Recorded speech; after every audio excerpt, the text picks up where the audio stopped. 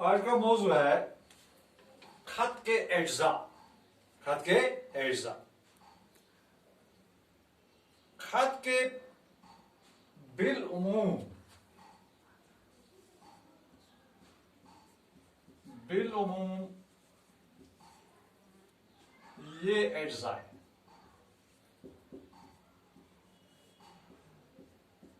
यानी इसके पार्ट्स होते हैं। पहला पार्ट, मकतूब नवीस का नाम और पत्ता।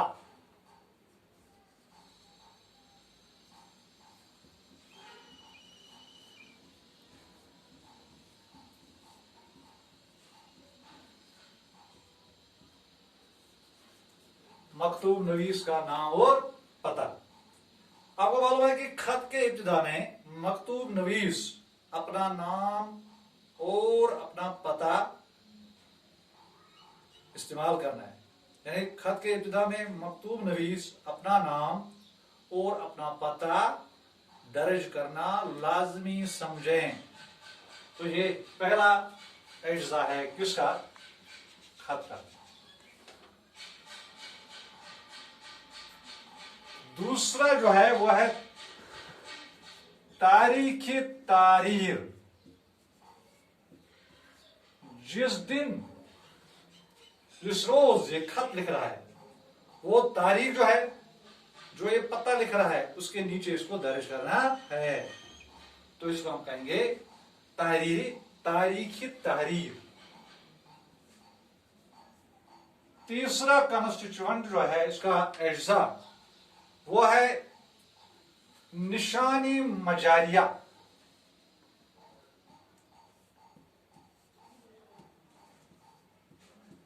निशानी मजारिया, जब वो खत में कुछ चीजें इस्तेमाल करता है, जैसे प्यारे, डियर, मुकरमी, मेरे लाडले, मेरे प्यारे, मेरे दुलारे जैसे अलकाब जब इस्तेमाल करता है तो इनको हम कहेंगे निशानी मजारिया। निशानी मजारिया। चौथा जो हिस्सा है, एज्जा जो है, वह इसका मुकद्दिमा।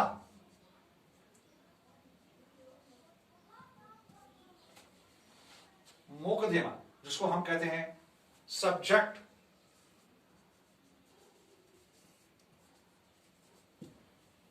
सब्जेक्ट से मुराद खत का मौजू, यानी सब्जेक्ट से मुराद, इसका मतलब है कि मुकद्दिमा में खत का मौजू मुराद है। अलबत्ता नजी और जो जाती खुतूत हैं, खुतूत में न उसमें रेफरेंस होती है, हवाला होता है और न मुकद्दिमा होता है। उसके बाद है पांचवा, नफ्स मजमून, जिसको हम अंग्रेजी में कहते हैं बॉडी। जब जनाब इस्तेमाल करके नीचे या मेरे माय डियर इस्तेमाल करके नीचे, इसमें मकतूब नवीस होता है, खत लिखने वाला, वो हालात, वाकियात, ख्यालात, फरमाइश या जवाबी फरमाइश जो होती है, किसी तौर वो इसको कलमबंद करता है, यानी यही इसमें इस्तेमाल करता है। यानी इस बॉडी में या तो वो हालात, वाकियात, अहवाल, फरमाइश, ख्यालात या जवाबी फरमाइश वगैरह वगैरह जो है, इनको इस्तेमाल करता है या इनका ख्याल करता है या इनका इजहार करता है। इसे नफ्स मजमून कहते हैं, जिसको बॉडी कहते हैं। नंबर 6, खातिमा, जिसको कंक्लूजन कहते हैं अंग्रेजी में, और उर्दू में क्या कहते हैं? खातिमा।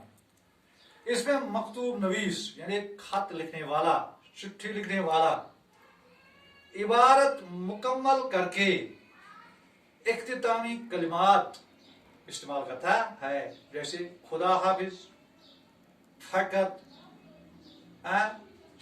शुक्रिया, बाकी वसलम जैसे अल्फाज इस्तेमाल करता है। इसे खातिमा कहते हैं।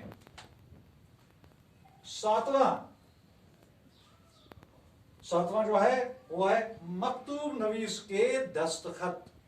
जो मकतूब नवीस जो है आखिरी कलिमात के बाद मकतूब इलाही से, जिसके से वो मुखातिब होता है, चिट्ठी लिखता है उसके नाम, तो उससे मुखातिब होकर अपनी वाबस्तगी जाहिर करके कुछ अल्फाज इस्तेमाल करता है, जैसे आपका खैर अंदेश, आपका दुआ गो, मुखलिस, आपका ताबियादार, हाँ, जैसे अल्फाज इस्तेमाल करके अपना दस्तखत करता है।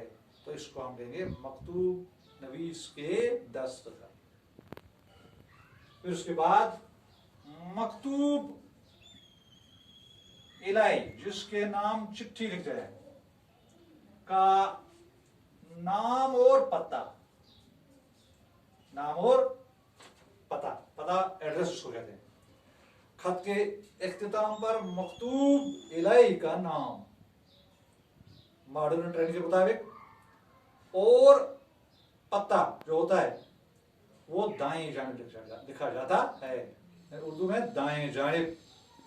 और इसी तरह पहले यही पता जो होता है, फिर जिस लिफाफे में भरते हैं वहां पर भी इसी तरह एड्रेस लिखा जाता है। और मकतूब इलाही जो है, इलाही का दाएं तरफ और मकतूब नवीस का बाएं तरफ, यानी दाएं तरफ मकतूब नवीस और दाएं तरफ मकतूब नवीस का पता और नाम, और बाएं तरफ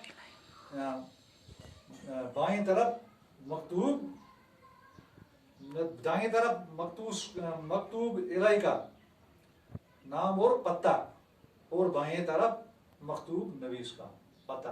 यानी जो एड्रेस अंदर से लिखते हैं वही एड्रेस बाहर से भी उसी तरतीब के साथ लिखना है।